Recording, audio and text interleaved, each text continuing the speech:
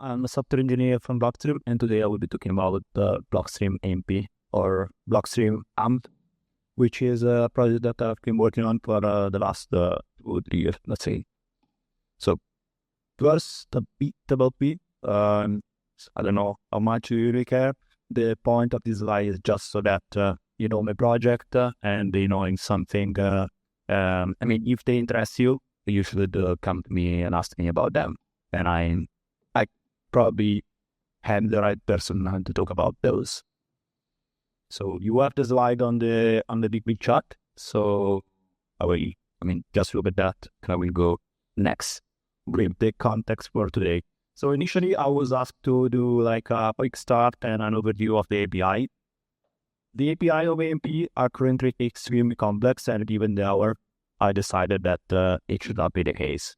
If some of you is really interested into the API and has a proven interest in that, I can go through that even personally in the coming days or afterwards. So just gaming if that's the case.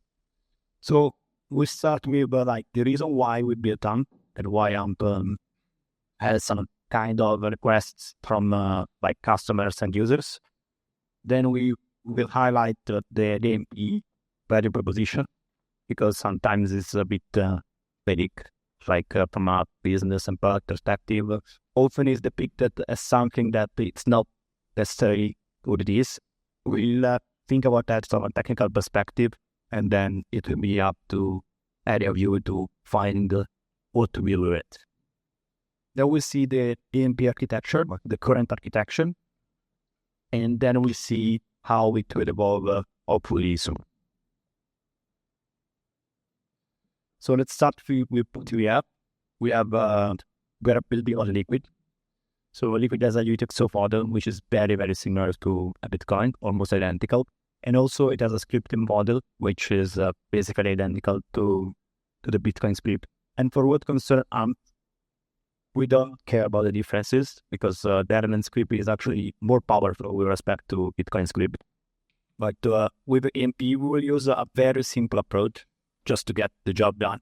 And we will simply be using what you see. AMP UTXOs are pulled in a top suite, and that's basically how AMP supports whatever it is doing. So the other main feature that we are interested in Liquid is that we can issue asset, as you have seen this morning and this afternoon. And however, when we issue an asset, often we have a problem, because we need to provide to that asset some kind of perceived value. And in order for that to happen, it must be useful for the issuer. And the issuer must somehow convince people that it's worth it. AMP allows to add some kind of additional feature with respect to what elements provides, and this can be useful for some kind of issues. Then we have confidential transactions. This might say something that it's just a feature which is orthogonal, but in practice, it's not. Confidential transaction makes everything cooler, but extremely more complex in practice. So we'll see how that requires some kind of workarounds, and how AMP actually delivers something using those and the averaging in the end those. So we try to gather the requirements that certain kind of issuers had, and we try to summarize them here. Of course, this requirement came from business and product people, so they were often very confused, let's say. But since from an engineering perspective, we need to put those kind of requirements into something that actually works, we needed to kind of refine them and try to make them as simple as we could, while still doing something. So basically, issuer want to restrict the number of people that could receive a certain asset. So they want to allow, they want to prevent some receiver from receiving the asset, but they also want to restrict some sender to send. In the end, from a technical perspective, this is the same thing. But from a product perspective, these things kind of different. Also, another feature that is requested is to lock the asset. So let's say that at some point in time, I want to freeze the possibility to trace for everybody, so that maybe I can do like a merge event or some kind of distributing firm, depending on what is the state of the asset at that point in time. And then they wanted reporting to that my asset may be asked by other people, may pose some kind of regulation to those entities emitting those assets. So basically, we want to allow them to provide information about this asset in an exact way, while still maintaining the transaction confidential. So basically, we needed a way so that if I'm an investor, I'm going to transact with another investor, we both know what we're transacting, but other investors do not know. Yet, the issuer and whoever the issuer is going to share that information with must have that information, so that you can provide that, for instance, to regulators or like to do some kind of analysis of any kind.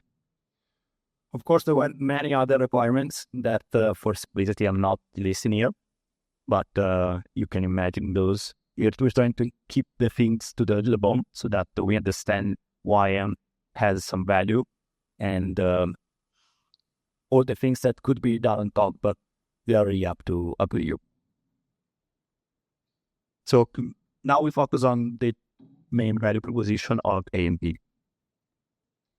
AMP allows issuer to have access to the full unblinded history of the transaction of a certain asset, which we call AMP assets, an asset issued by the AMP platform. So basically, the issuer would have access to all the transactions that involve this asset.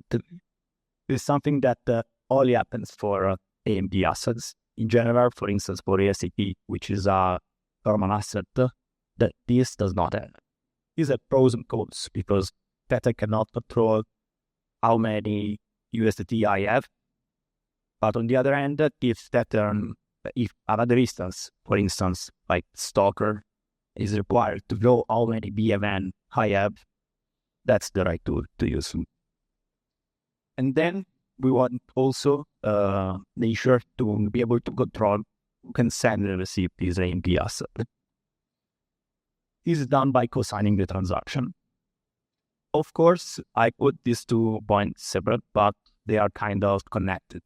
Because in order for the asset to be unblinded, I need to enforce before the asset is actually sent to a certain output that I can unblind that out. So basically, co-signing is a necessary condition for having mutual access. It's very important to stress that this is the value proposition of AMP. And then on top of this, you can imagine like all the reporting to it, all the superior way of actually setting who can send and receive, like with adding the abstraction of investors or this kind of stuff. But this is not really the value proposition of AMP. The value proposition is just we found the access, and this co-signing procedure which allows to restrict the asset from being sent or by certain entities. Now we get to the current architecture of AMP, and the reason why I'm not showing you the behind today. It's extremely complex. Basically, long story short, it started as a prototype, and it went further. So basically, we go let you feel like the history of an asset. So let's say that I want to issue my AMP asset, so which is what we call real security. What I need to do is to contact Blockstream and get me access to like some credential to interact with the AMP server. Once I can do that, I can issue the asset, and we issue that with my Elements core wallet. The wallet is embedded in the Elements D or Elements CLI.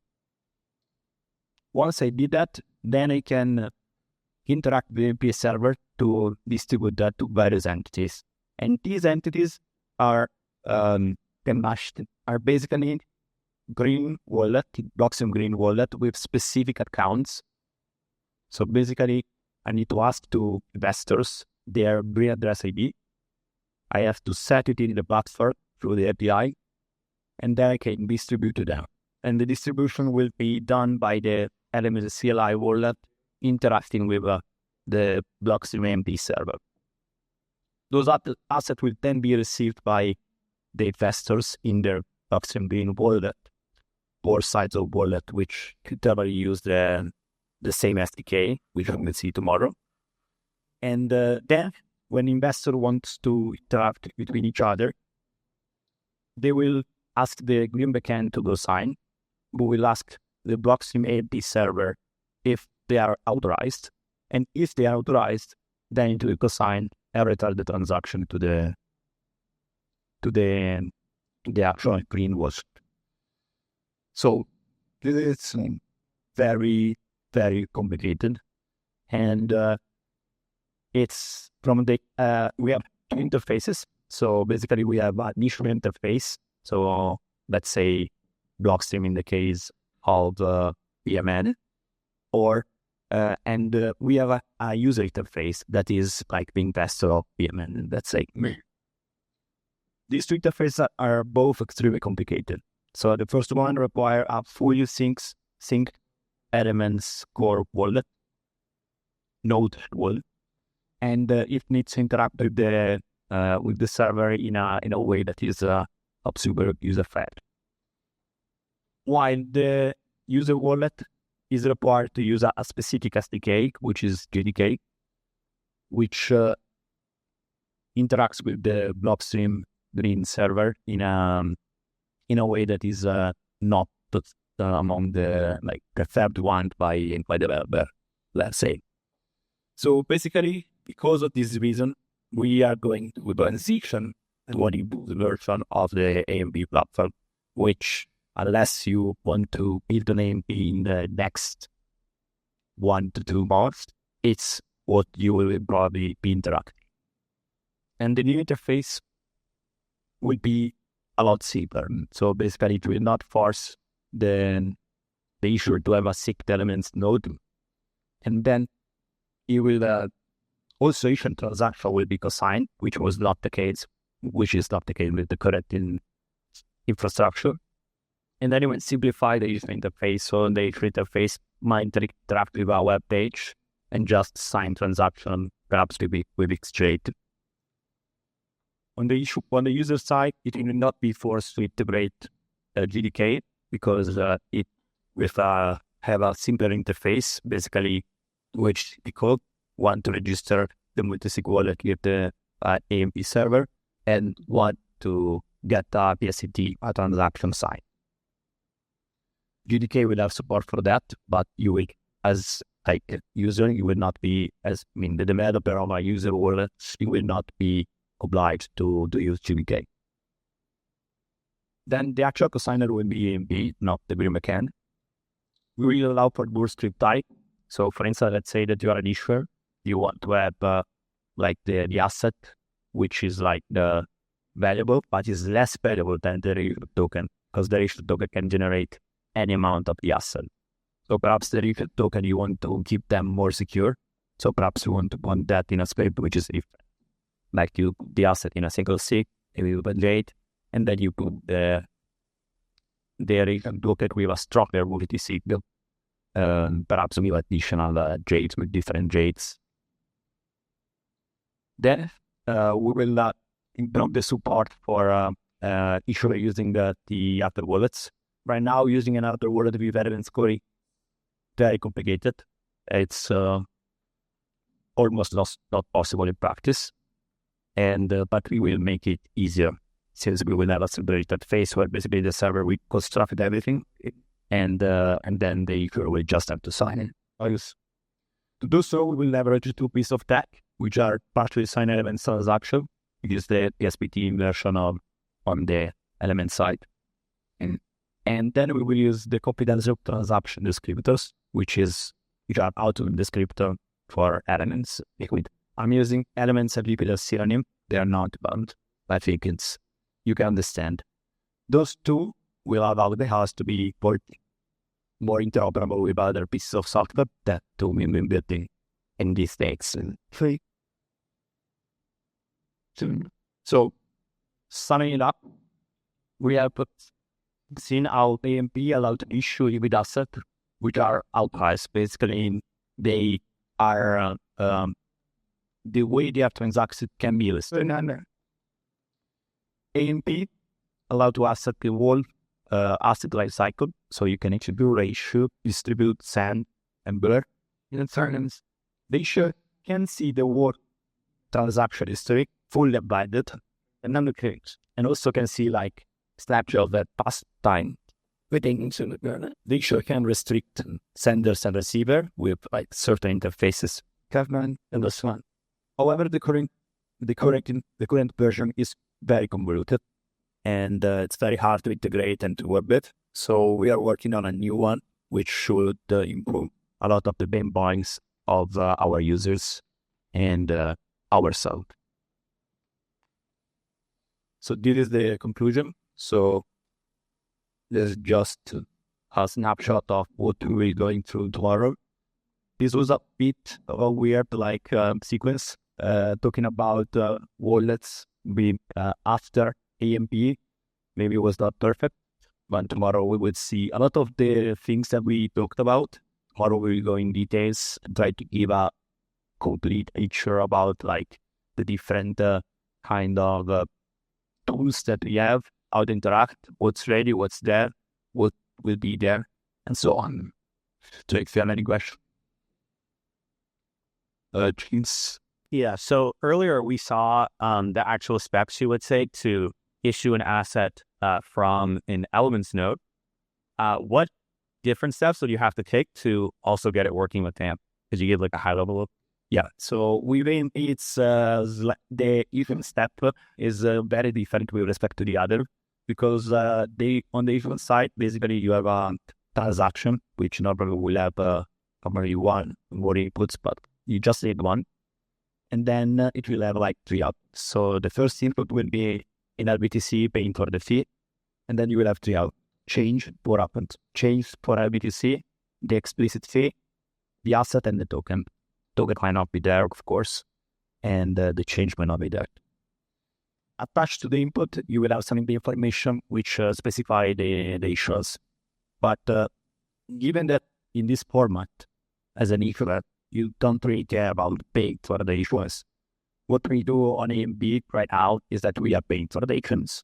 So basically, it's very simple on AMP right now. You simply call a specific endpoint with a specific parameter where you specify the asset issued, the contract, the relation token issued, whether it should be blinded or not, and a bunch of other parameters. And then you simply receive those assets in your wallet. Of course, you also specify your address, receive the asset and the token. So in this sense, it's a very simplified way of doing things, because the AMP server is doing that for you. But that's only for the issuance, because for the issuance, for distribution, to send the asset and to burn, you actually have to do it yourself with the element CLI world. The way it works right now is basically we have a Python script which calls the element CLI, which we expect to find locally at a URL that you would specify when calling this script. And then we try to make sure that the issuer do not mess up, although that might always happen. And that's the reason why we are trying to migrate to a different way of doing things, because even though we might provide all the information for the issuer to like reissue 10 units of the asset, he might always reissue an amount that is abnormal. And also, since we want to always maintain like the full blinded history, the issuer should then communicate the information to unblind the reissuance outputs to the AMP server, which if the things happen normally, will happen, but in general, it might not, which is one of the pain points that motivated us to migrate to a different way of doing things. So it means that the token that you said before, just like with the clean, there is like a simple token that I can only send and receive. Like if anyone who has those tokens, but it doesn't have any more logic, right? But if I want to restrict sending or like Sivalan, the only way is to issue it through the AFP server. Yes. So you can, when you issue a normal asset with the element CLI or WK, that asset that you once you issue the asset and you transfer to someone else, then you have no control anymore of that. Of course, the only control that you have is that since you issue the asset, you probably attach some kind of value to the asset, which is somehow perceived by whoever is going to hold that asset. But from like a cryptographic perspective and practical perspective, the receiver can do whatever they want. And I cannot borrow, for example, these tokens when I issue them like in the normal way, or I can borrow them. The board, would you even borrow? Borrow. I mean, you can burn the asset that you control. When you burn an asset, you simply send one address that is probably unspendable. But to do so, you need to control it. You cannot burn something that belongs to someone else. Okay, I can burn my own tokens without AMP. Yes. Okay. AMP allows you to burn the asset as a utility. It's not really something that specific to AMP. Burning something that you can do with any asset. And one thing that is important to mention is that AMP allows you to do these kind of things, but it's not the only way of doing those. It's the only way to do so, that is ready to use. Let's say, in theory, you can do things with Comandini or other approaches, but those are not available like in the short to medium term. Cool. How does AMP can expand an INM economy? Well, what's the kind? Yeah, sorry. AMP is for asset management platform. It's not a name. I didn't even understand it, right? AMP is like a middle panel for chemistries. Yes. Okay. So basically, AMP allows the issuer to define those rules, and then they will actually enforce. One drawback with respect to some competitors, let's say other chains that enforce that kind of fix at the scripting level on chain, let's say, is that it's harder to move like regulators that some kind of enforcement was done. However, you can always do that post facto because you have access to the full unblinded history of the transaction. So you can actually prove then that you actually respected all the instruction that you were given. Brilliant. Shoot. I'm talking. And send this token to receiver. Then I have to watch buying this tokens or not. Yes. One of the things that you can do, for instance, is let's say that I issue my new security token and I send something to you. But then afterwards, I do not want you to trade anymore. Then I can either from the AMP interface block you as an investor or block your specific UTXO. Then this kind of authorization mechanism are like not set in stone. The important thing is like the value proposition, and that we have different ways. And of course, since we are giving service, we are trying to find the right trade-off about flexibility versus autonomy. Yeah, right here.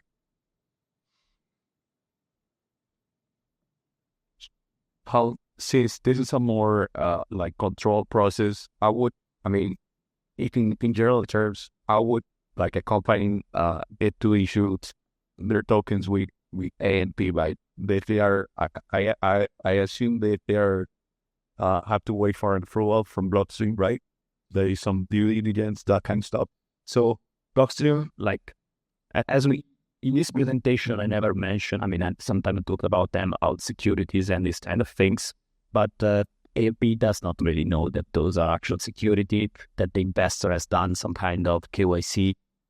We simply say, okay, we are applying the rules that the caller of the API is asking us to apply. That's what we have to do. So for us as Blockstream, we will do some kind of we need to that issuers, but the approval, the rules that we apply are quite, not something that goes deep into this kind of details. The interaction with the regulators is mostly done by third party that are using the service. The MP is just a piece of that. It doesn't really know about legal stuff. So why would you prevent a token to be issued? What would be the condition that you say, I would not approve this token and I would not let the order to issue this token? Our developer, so it's not up to me. And but anything that's reasonable would be, of course, if you come to us, was something that is, beyond any common sense, that will probably be rejected. But that's what you're probably already accept. Yeah.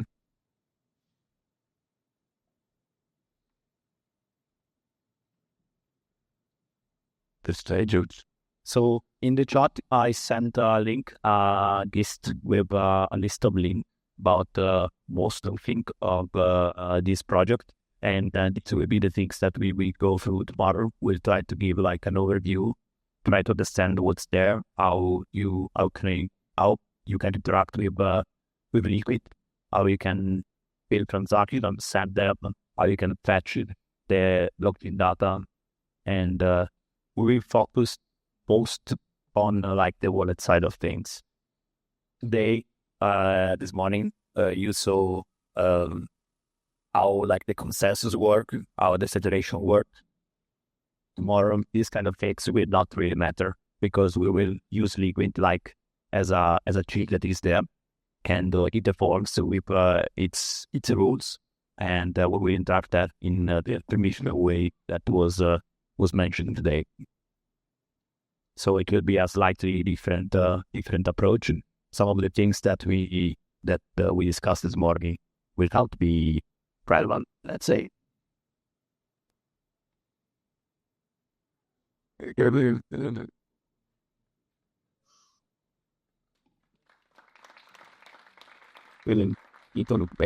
But I thought same. And it was all bad and causing enough deep diving. I guess I think that's going to wrap up for today. Very good. We still have a bit of time. If there's any other questions outside of the ANT presentation that you have, whole team's here, including Dr. Adamback himself. So if you have any questions about Liquid, let us know. We have a little bit more time. If not, we can just head back to the hotel and prep for dinner. Yeah, at the end is open source. I could set up the server in my own infrastructure. That's what of branch. So AMP is not open source. Is among the very few projects that is not available. It's a service that we sell, but it's not that something that you can run yourself. But our plans are this guy to make it open source, but that's not in the short term. Okay, but is it because of the complexity, the early stage, or is more like a visualization to? So as with the current architecture, is that really because of the complexity? Because you just ask and tap the backend through the interface, which AC that are handling backend. So it's something that cannot happen with the current implementation. With the upcoming one, it might be, but it will be a business secret. Yeah, for example, the total number of tokens are issued on the way, what percentage is that? That's a good point, but I don't know the answer. I can get it, then I will tell you tomorrow. Like you saw the open token market on SideSwap, there was way more, freely tradable tokens, non-AMP assets. So because you all just made a whole up to you how many you made on test set today. So it's probably 100 to 1 or something. Yeah, and of course you need to evaluate like the value, which is kind of subjective for a token because I can get them for basically free. An asset which has like an amount that is crazy. And also issuance can be confidential, so you might not know.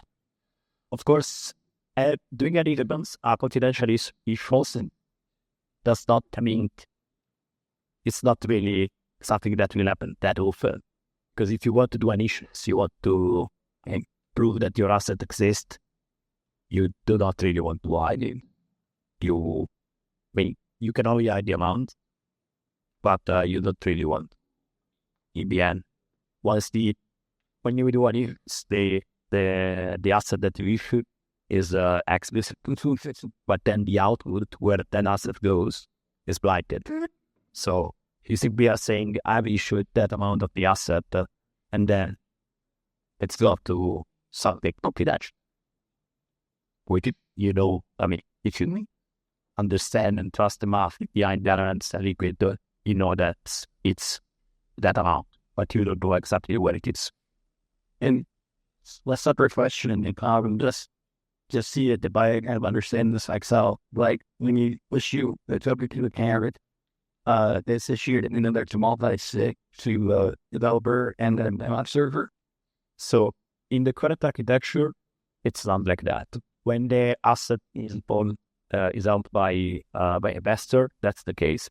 It's set up with the SIG between the investor, the investor wallet, the investor compiler, or desktop wallet, and the Blockstream read server. So which is that asking AP to authorize. So that's the case. In the future, what we will do is that also the Treasury wallet will be co-signed by the AP server, and the user wallet will co-signed by the AP server itself, not something else. And the reason we do that for issuer as well is that so that the issuer can control what the issuer is doing.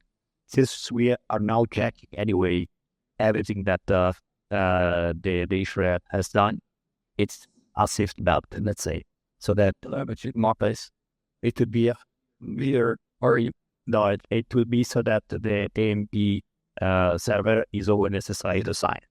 Because if that's not the case, that we cannot be sure to enforce the rule that we are supposed to enforce. So it means that if the blockchain server goes down, all those tokens get lost? Yes, that's the case. And that's one of the variable position that we have proposed. That's why we ask to be paid for this kind of service, but it's something that we have to make reliable in order for people to transact these kind of assets. It even makes sense, for example, that instead of the blockchain server co-signing those transactions, we still make it the functionalities, like was frozen in front end instead of the blockchain server. It is kind of a trade-off in terms of complexity. By doing this, we are kind of completely separated all the functional logic, and we do not have to interact with those. Also, functionally, they produce liquid blocks, but they've been mainly managed like client wallets, while AP is actually dealing with binding wallets. So we have this kind of different chain. And also, it allows us to make the dates completely orthogonal, so that if the AP server has problem, it doesn't really affect the net. Of course, with the future architecture, it might be that there might be multiple MP servers, but that will not be the case, at least initially. Initially, we'll try to make a smooth transition so that the asset in the old MP server will, at some point in time, probably be locked. If there will be required, then an investor will be required to provide a new wallet, and we will transfer the new asset in those. And ideally, we plan to use AMP like in the medium term.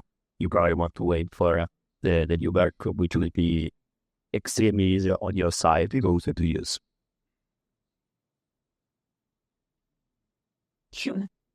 And was anybody else able to issue a asset to their wallet using that tool? I requested my probably was initially. Euros? Yeah. Okay. If anybody has questions, feel free to ask me afterwards, or any of them can. Yes. So, Bye, guys. Thank you.